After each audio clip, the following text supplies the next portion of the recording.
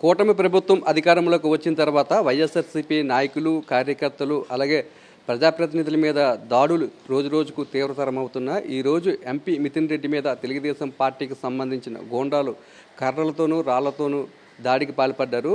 MP మితిన్ Reddy మీద జరిగిన దాడిపై మనతో స్పందించేందుకు రాజ్యసభ సభ్యులు గొల్లబాబురావు గారు ఉన్నారు. సార్ చెప్పండి సార్, రోజురోజుకి పిచ్చి మీరిపోతున్న తెలుగుదేశం పార్టీ నాయకుల దాడులు ఏ విధంగా చూస్తారు? ఇటువంటి ప్రజాస్వామ్యానికి ఎంతవరకు కరెక్ట్ అనుకుంటున్నారు సార్? ముఖ్యంగా ముందుగా గౌరవ లోక్సభ సభ్యులు శ్రీ మితిన్ రెడ్డి గారి మీద దాడిని ముక్త కంఠంతో ఖండిస్తున్నాను. ఎందుకంటే వారు చాలా సౌమ్యులు, ఎవరికి అన్యాయం చేసే మనిషి కాదని నేను పూర్తిగా నమ్ముతున్నాను. నిజంగా ప్రజాస్వామ్య వ్యవస్థలో గెలిచినటువంటి ప్రభుత్వం అధికారంలో ఉన్నటువంటి ప్రభుత్వం ఈ రకమైనటువంటి దాడులు చేస్తుందంటే అది దానికి నిజంగా ప్రజాస్వామ్యానికి అర్థమే లేదు. నేను ఈ సందర్భంగా ఒక మాట చెప్తాను.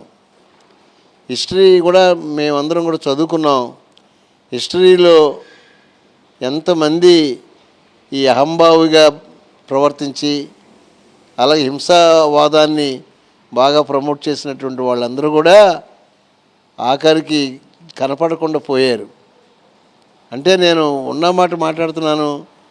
ఎవరైనా ఏ ప్రభుత్వమైనా ఏ నాయకుడైనా ఈ రకమైనటువంటి భౌతిక దాడులకు కానీ లేకపోతే హింసావాదానికి కానీ వాళ్ళు నమ్ముకున్నటువంటి వ్యక్తులు వాళ్ళకి అసలు పుట్టగతులు కూడా ఉండవని నేనైతే అనుకుంటున్నాను. తప్పనిసరిగా నేను ఆ కన్సర్న్డ్ ఎస్పీని కానీ కన్సర్న్డ్ కలెక్టర్ని కానీ నేను ఒకటే ప్రశ్నిస్తున్నాను. వారు ఎక్కడైతే ఈ దాడులు జరుగుతాయి అనుకుంటారో ఆ మాత్రం వాళ్ళు అడ్వాన్స్ యాక్షన్ తీసుకోకుండా వాళ్ళు కాళ్ళు చేతులు ముడుచుకుని కూర్చుంటాం కూడా వారిదే రెస్పాన్సిబిలిటీ అని చెప్పి నేను భావిస్తాను. ఈ సందర్భంగా మరి తెలుగుదేశం ప్రభుత్వానికి నేను చెప్పేటువంటి ఒక మాట, మొన్నటి వరకు మీరు మా మీద దాడులు చేశారు, మా మీద హింస రేకెత్తించారని చెప్పినటువంటి మీరు ఈ రోజున మీ ప్రభుత్వం వచ్చిన తర్వాత మళ్ళీ అదే హింసని అదే దాడుల్ని కొనసాగిస్తున్నారంటే ప్రజలు ఎవరికైతే బుద్ధి చెప్పారో మళ్ళీ ప్రజలు మీకు కూడా బుద్ధి చెప్పే రోజులు తొందరలోనే వస్తాయని చెప్పి నేను భావిస్తూ, ఏది ఏమైనప్పటికీ ముఖ్యంగా ఈ యొక్క ప్రజాస్వామ్య విలువల్ని అలాగే భారత రాజ్యాంగాన్ని అలాగే ఈ యొక్క మన యొక్క నియమ నిబంధనల్ని ఎవరి లిమిట్స్లో వాళ్ళు ఉండేటట్టు చేయవలసిన బాధ్యత గౌరవ ముఖ్యమంత్రి గారి మీద ఉంది. వారన్నా కనీసం ఈసారి అర్థం చేసుకుని ఇలాంటి విషయాలు పునరాగమనం కాకోకుండా కాపాడుతారని, తప్పనిసరిగా మరి ఈ యొక్క వ్యవస్థ నిలబడాలంటే మరి యువతల మరి ఏంటంటే ప్రభుత్వాలు అలాగే ప్రతిపక్షాలు కూడా రెండు ఉంటేనే అది ప్రజాస్వామ్యానికి నిజమైనటువంటి కలికి తురాయి అవుతుందని చెప్పి భావిస్తూ, ముఖ్యంగా మరి ఆ యొక్క మిథున్ రెడ్డి గారికి నా తరఫున నేను సంఘీభావం తెలుపుతున్నాను. వారికి తప్పనిసరిగా వారికి మరి ఇలాంటివి కానీ మళ్ళీ పునరావృతం అయితే విశాఖపట్నంలో కూడా మేము కూడా రోడ్ల మీదకి రావాల్సి ఉంటుందని మీ అందరినీ కూడా హెచ్చరిస్తూ మరి మీరందరూ కూడా తగిన చర్యలు తీసుకుంటారని భావిస్తున్నాను.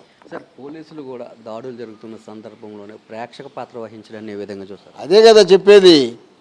ఇప్పుడు పోలీసులను రెవెన్యూ యంత్రాంగం జిల్లా కలెక్టర్ సరిగ్గా ఉంటే ఎలాంటి అసలు జరగటానికి వీల్లేదు. ఎలాంటి జరగో.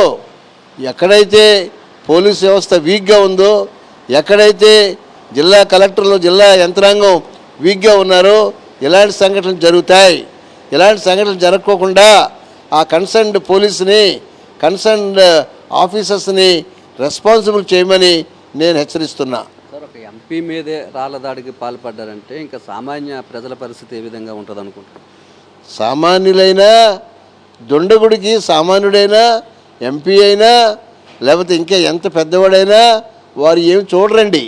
వాళ్ళకి కనపడేది వాళ్ళకి ఆ యొక్క లక్షణం, దాడి చేసేటువంటి లక్షణమే కనపడదు తప్ప ఇవన్నీ కనపడవు. సరే, అలాగే హత్యలు కూడా రోజు రోజుకి ఎక్కువైపోతున్నాయి. వైఎస్ఆర్సీపీ కార్యకర్తలు బహిరంగంగా చంపేసే పరిస్థితి గతంలో ఎప్పుడైనా ఇటువంటి వాతావరణం ఉందా సార్ రాష్ట్రంలో? నాకు ఇది వరకు ఉందో లేదో నాకైతే తెలియదు, కానీ నేను మాత్రం ఒక విషయం మాత్రం చెప్పదలుచుకున్నాను. ఎవరు చేసినా తప్పు తప్పే, ఎవరు చేసినా దీన్ని ఖండించాల్సిందే.